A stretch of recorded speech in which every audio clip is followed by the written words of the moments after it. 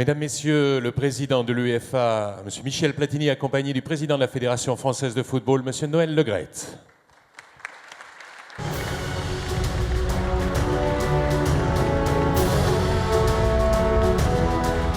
Bien. Madame la ministre, messieurs les maires, messieurs les représentants des villes, chers amis du football, chers amis de la presse, ça faisait longtemps que je ne m'étais pas retrouvé dans un stade, ça me fait plaisir.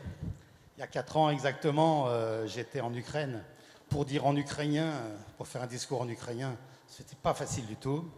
Mais aujourd'hui, je suis très heureux d'être en France pour vous souhaiter la bienvenue et lancer officiellement cette première manifestation, le lancement du logo.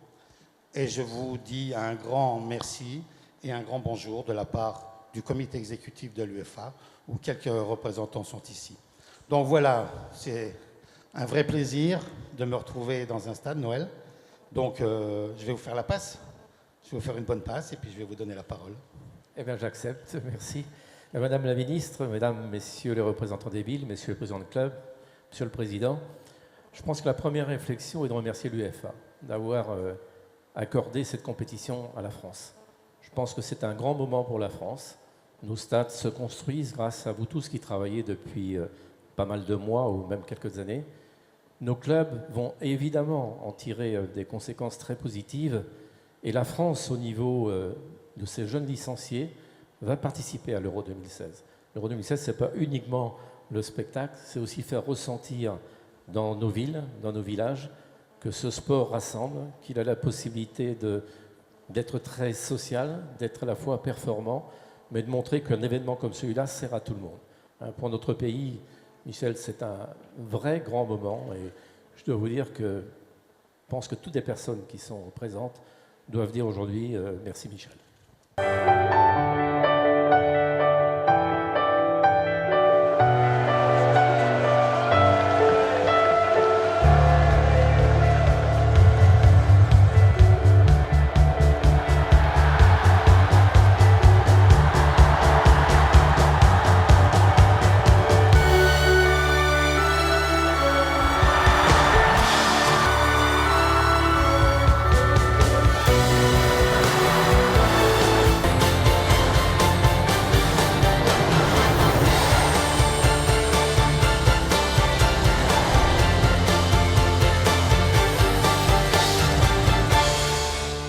Aujourd'hui, c'est le lancement du logo officiel de 2016, le lancement de cette belle manifestation qui aura lieu dans 3 ans en France. Et donc moi, ce qui me fait le plus, quand même, je suis quand même attaché à mon pays, je suis quand même attaché à cette compétition, et je suis quand même attaché à ce qu'on a fait dans le passé. Donc ça me fait quelque chose, mais où j'ai été heureux, c'était plutôt quand il y a eu la désignation.